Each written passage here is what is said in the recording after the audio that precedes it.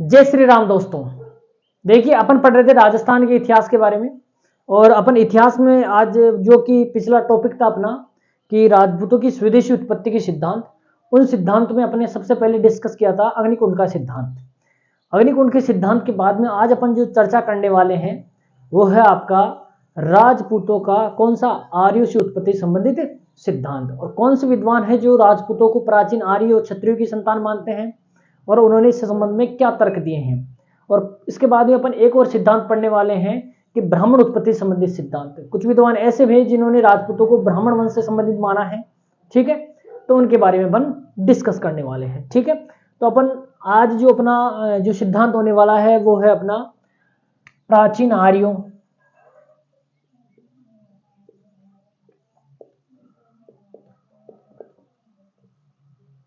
या क्षत्रियों की संतान।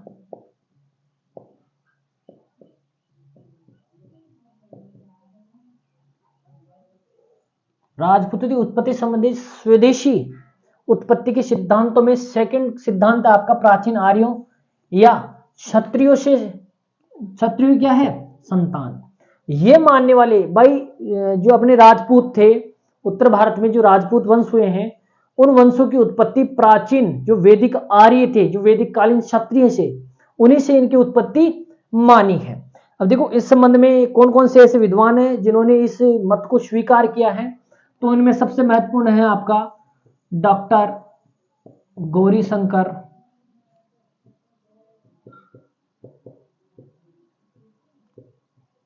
हीराचंद ओझा। कौन है? डॉक्टर गौरीशंकर हीराचंद ओझा है।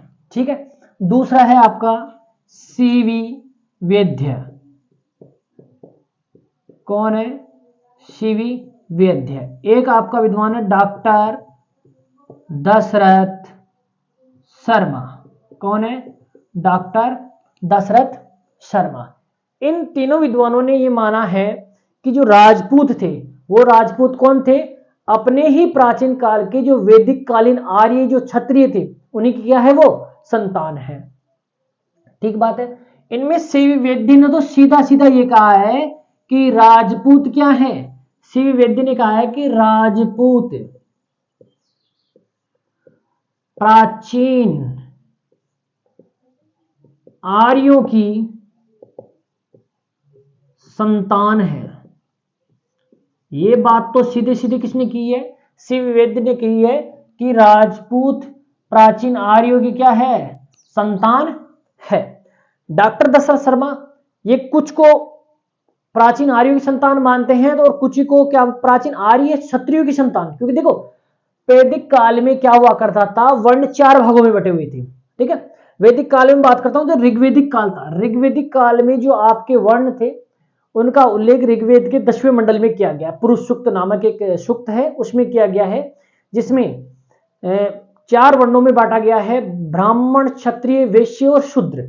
जिसमें ब्राह्मण का कार्य क्या बताया गया है कि ब्राह्मण वैदिक पाठों का इनका पठन पाठन करता था, यज्ञ वगैरह वगैरह कार्य करता था। बल्कि क्षत्रियों का काम क्या बताया गया है कि जो प्राचीन क्षत्रिय हुआ करते थे उनका काम क्या था, युद्ध करना और पशुओं की और संपत्ति की रक्षा करना और अपने जो इलाके की जो जितने भी लोग थे उनकी रक्षा करना या राज्य की रक्षा करना वो माना जाता था। शूद्र का, वैश्य का काम क्या था? वैश्य का काम था व्यापार वाणिज्य और कृषि करना, और शूद्र का काम क्या था? इन तीनों वर्णों की सेवा करना। इस प्रकार का उल्लेख आपको वेदों में मिलता है। तो सीवी वैद्य तो सीधा सीधा कहते हैं कि प्राचीन आर्यों में से किसी की एक की संतान है, चाहे ब्राह्मण की हो, ब्राह्मण, क्षत्रिय, वैश्य, शूद्र की हो। सीवी वैद्य ने ब्राह्मण संबंधी मत को तो क्या किया है, खंडन किया। नहीं, ब्राह्मण की तो नहीं हो सकती, क्योंकि ब्राह्मण का काम तो क्षत्रिय तो था ही नहीं, इसके अलावा तीनों वर्ण और शामिल हो सकते थे। डॉक्टर गौरीशंकर हीराचंद ओझा ने क्या किया है, इस ओझा ने कहा है कि जो प्राचीन क्षत्रिय थे उन्हीं में से या तो कोई ये तो सूर्यवंशी हो सकते हैं, क्या हो सकते हैं ये सूर्यवंशी, या फिर क्या हो सकते हैं चंद्रवंशी। अब आपने तो सुना होगा रामायण महाभारत में सूर्यवंशी वंश और चंद्रवंशी। ठीक है, तो ये सूर्यवंशी हो सकते हैं या चंद्रवंशी हो सकते हैं। ठीक है, गौरीशंकर हीराचंद ओझा ने प्राचीन आर्यों को राजपूतों को प्राचीन आर्य या क्षत्रियों की संतान मानते हैं उनको किस प्रकार विभाजित किया है, या तो वो सूर्यवंशी हो सकते हैं या वो चंद्रवंशी हो सकते हैं। ठीक बात है। डॉक्टर दशरथ शर्मा प्राचीन आर्य क्षत्रियों की संतान मानते हैं, लेकिन एक मत के रूप में यह भी स्वीकार करते हैं कि कुछ राजपूत ब्राह्मण वंश से भी संबंधित थे। क्योंकि आप पढ़ेंगे, जैसे गुहिलों के बारे में पढ़ेंगे तो बप्पा रावल के बारे में ये कहते हैं कि बप्पा रावल ब्राह्मण वंश से संबंधित था। ठीक है, क्योंकि बप्पा के लिए विप्र शब्द का इस्तेमाल किया गया है। ठीक बात है। ऐसी कुछ चर्चाएं जब अपन राजपूत वंश पढ़ने वाले हैं तब वहां पर भी करेंगे। लेकिन डॉक्टर दशरथ शर्मा ने क्या भी स्वीकार किया है कि आर्य या क्षत्रियों की संतान भी थे। बाद में जाकर एक मत के रूप में यह भी कहता है कि ये ब्राह्मण वंश से भी संबंधित थे। सीधी सीधी बात कि आर्य या क्षत्रियों की संतान शिव वैद्य ने कहा। डॉक्टर गौरीशंकर हीराचंद ओझा ने आर्य और क्षत्रियों की संतान बताते हुए कहा कि या तो ये चंद्रवंशी हो सकते हैं या सूर्यवंशी हो सकते हैं। सूर्यवंशी के रूप में उन्होंने किस किस वंश को स्वीकार किया है, कोई कौन कौन से राजपूत वंश सूर्यवंशी थे? तो इन्होंने कहा कि प्रतिहार, परमार, चौहान, गुहिल और राठौड़, ये क्या कहते हैं कि ये जो वंश थे, प्रतिहार हो गया आपका, परमार हो गया, चौहान हो गया, गुहिल हो गया और राठौड़ हो गया, ये तो किससे संबंधित थे? ये तो सूर्य वंश से संबंधित थे। और चंद्रवंश से संबंधित कौन कौन से थे? तो ये कहते हैं कि चालुक्य, जिनको अपन सोलंकी कहते हैं, ये कहते हैं कि भाटी, एक किस वंश को मानते हैं? यादव वंश को मानते हैं। एक कछुआ है, ठीक है। एक कौन से वंश को मानते हैं? चंद्रावती के चौहानों को।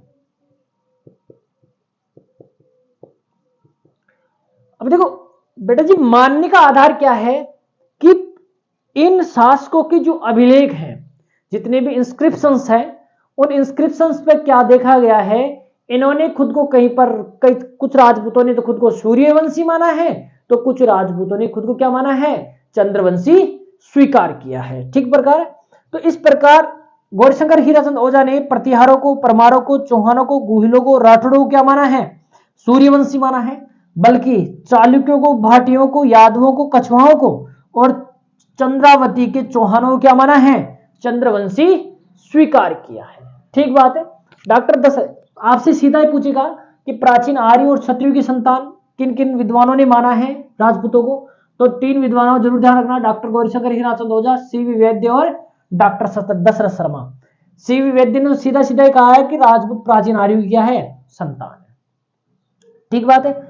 गौरीशंकर हीराचंद ओझा ने आर्यों या प्राचीन आर्यों, राजपूतों को प्राचीन आर्यों और क्षत्रियों की संतान मानते हैं, उनको दो वर्गों में विभाजित कर दिया है कि या तो ये सूर्यवंशी थे और कुछ क्या थे? चंद्रवंश से संबंधित थे।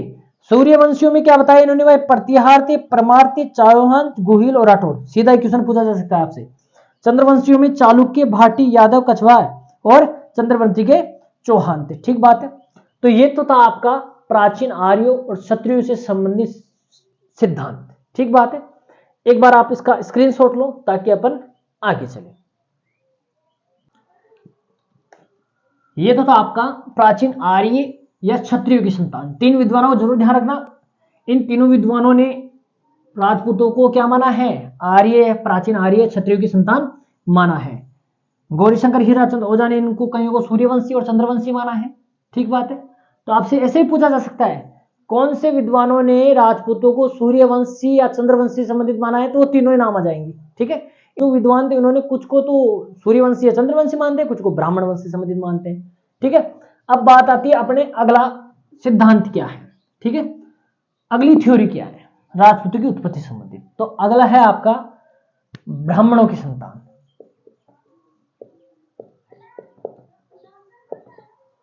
ब्राह्मणों की संतान। ठीक बात है। तो राजपूतों को ब्राह्मणों की संतान मानने वाले और इस सिद्धांत को स्वीकृत करने वाले कौन कौन से विद्वान हैं वो जरूर ध्यान रखिए आप। तो पहला आएगा आपका जैसे डॉक्टर दशरथ शर्मा। यानी डॉक्टर दशरथ शर्मा ने प्राचीन आर्यों की संतान भी माना, तो कुछ को ये क्या कहता है कि कुछ वंश ऐसे भी थे जो ब्राह्मण वंश से संबंधित थे। तो डॉक्टर दशरथ शर्मा, वीएस पाठक, एक है आपका कौन सा डॉक्टर गोपीनाथ शर्मा,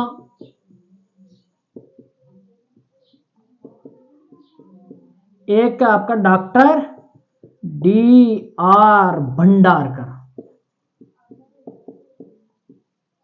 ठीक बात है।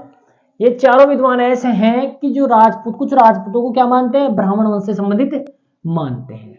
कौन कौन से, एक तो doctor Dasharath Sharma, VS Pathak, doctor Gopinath Sharma और डॉक्टर डी आर भंडारकर। अब डी आर भंडारकर के बारे में आपने पहले पढ़ा है।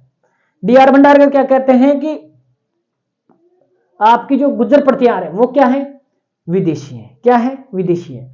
तो ये चीज का ध्यान रखना, डॉक्टर डी आर भंडारकर ने, इसने कुछ राजपूतों को जो पहलेपन पढ़ चुके हैं को विदेशी जाति का, तो कुछ राजपूतों को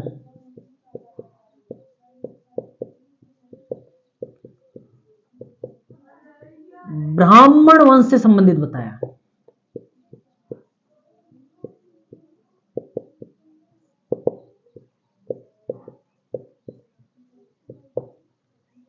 किससे संबंधित बताया, ब्राह्मण। यानी कुछ राजपूतों को तो ये विदेशी जाति का संबंध बताता है और कुछ को ब्राह्मण वंश से संबंधित बताता है। यानी एक किसी थ्योरी पर नहीं टिक रहा है। कौन, डॉक्टर डी आर भंडारकर। आपका डॉक्टर दशरथ शर्मा के बारे में अपन ने जस्ट पढ़ाई है कि ये कुछ को क्या मानते हैं, प्राचीन आर्यों की संतान। ये क्या कहते हैं भाई, कुछ तो क्या है, कुछ तो प्राचीन आर्य या क्षत्रियों की संतान। और क्या कहते हैं भाई, कुछ इनमें से कुछ क्या है, ब्राह्मण है। क्या है, ब्राह्मण है। ठीक बात है, इतना सा जरूर ध्यान रखना, क्योंकि आपसे पूछा जा सकता है, आप कंफ्यूज हो जाओगे क्या कि भाई डॉक्टर दशरथ शर्मा ने तो वहां पर भी बताया है, यहां पर भी बताया है।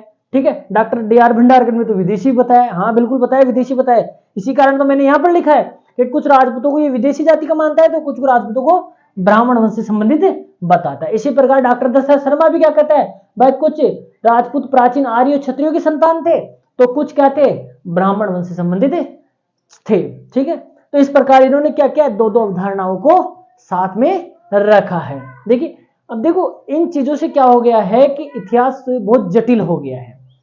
अब इतिहास और भी सब्जेक्ट स्टूडेंट्स को पढ़ने पड़ते हैं, तो ऐसे में स्टूडेंट का और नौकरी का संबंध वैसा हो गया है, जैसे एक मेरे को बड़ी शानदार लाइन याद आ रही है कि राह देखेंगे तेरी, क्या, कि राह देखेंगे तेरी, चाहे जमाने लग जाएं, चाहे जमाने लग जाएं, या तो तू आ जाए या फिर हम ठिकाने लग जाएं, ठिकाने लग जाएं। ठीक है, तो ये जो स्थिति है वो स्टूडेंट की नौकरी की। स्टूडेंट खूब आस लगाए बैठा होता है कि वैकेंसी आएगी और अपन इसकी बढ़िया तरीके से तैयारी करेंगे और नौकरी लगेंगे। लेकिन पता चलता है कि अल्लू जी नौकरी में तो भ्रष्टाचार था और सभी के सभी क्या, जो नहीं पढ़ने वाले थे, पेपर लेके नौकरी लग गए। अभी हाल ही में आपने न्यूज में देखे होंगे, रोज अखबार में आ रही है कि अपने जो एसआई लग गए थे उनको वापस रिटायर्ड कर दिया है।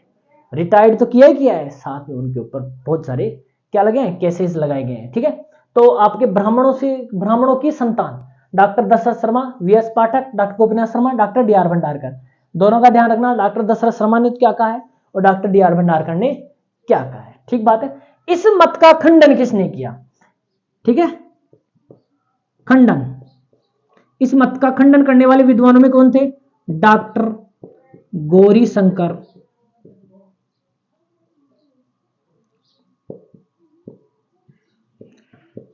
हीराचंद ओझा, सीवी वैद्य।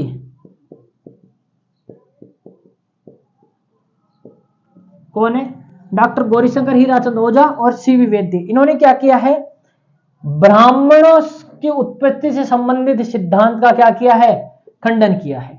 अब आपने जस्ट अपन पहले पढ़ चुके हैं कि प्राचीन आर्य क्षत्रियों की संतानों में कौन कौन थे, डॉक्टर गौरीशंकर, हीराचंद ओझा, सीवी वैद्य और आपका डॉक्टर दशरथ शर्मा। डॉक्टर दशरथ शर्मा ने ब्राह्मणों की उत्पत्ति संबंधी सिद्धांत का खंडन नहीं किया है, उसने स्वीकार किया है। बल्कि दो विद्वानों ने जो आर्य क्षत्रियों की प्राचीन क्षत्रियों की संतान मानने वाले थे, उन्होंने क्या किया है, ब्राह्मण वंश से संबंधित उत्पत्ति के सिद्धांत का क्या किया है, खंडन किया है। ठीक बात है। तो खंडन करने वाले डॉक्टर गौरीशंकर हीराचंद ओझा और सीवी वैद्य। ठीक है, अब एक बार स्क्रीनशॉट लो ताकि अपन आगे चले।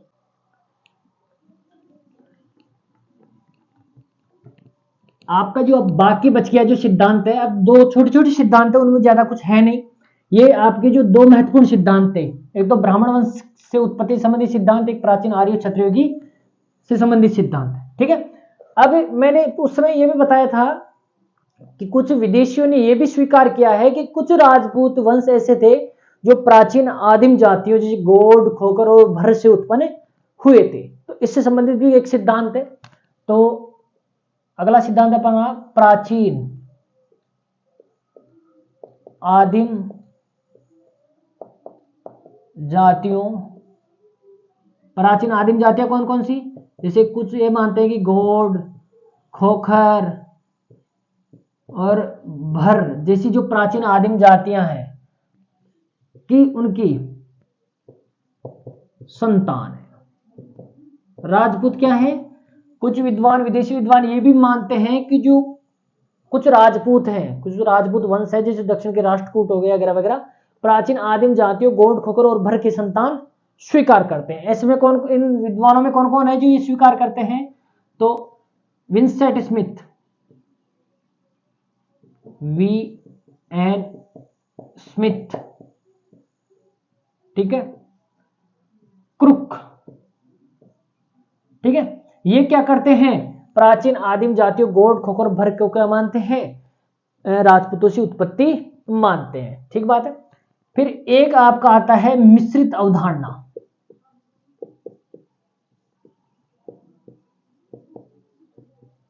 ये राजपूतों की उत्पत्ति संबंधित मिश्रित अवधारणा का सिद्धांत किसने दिया, तो ये जरूर ध्यान रखना, देवी प्रसाद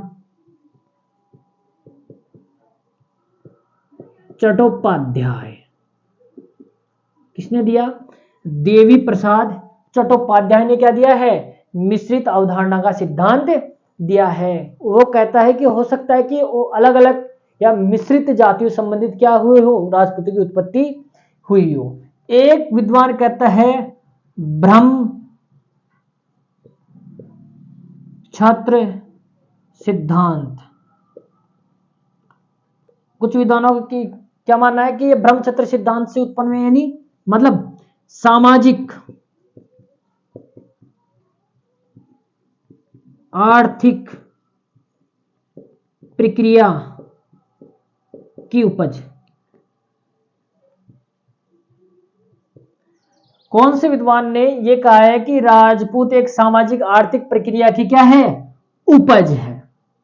तो आपसे सीधा एक क्वेश्चन पूछा जा सकता है कि वह कौन सा विद्वान है जिसने राजपूतों की उत्पत्ति संबंधित सामाजिक आर्थिक प्रक्रिया की उपज को क्या किया है, स्वीकार किया है, या सामाजिक आर्थिक प्रक्रिया की उपज ही क्या है, राजपूतों की उत्पत्ति का कारण है।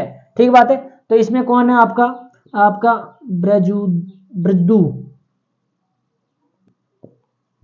ब्रजदुलाल चट्टोपाध्याय। ठीक है, ब्रजदुलाल चट्टोपाध्याय। ठीक बात है। तो अपन ने तीन सिद्धांत और पढ़े कि प्राचीन आदिम जातियों गोड, खोकर, भर की संतान कौन है।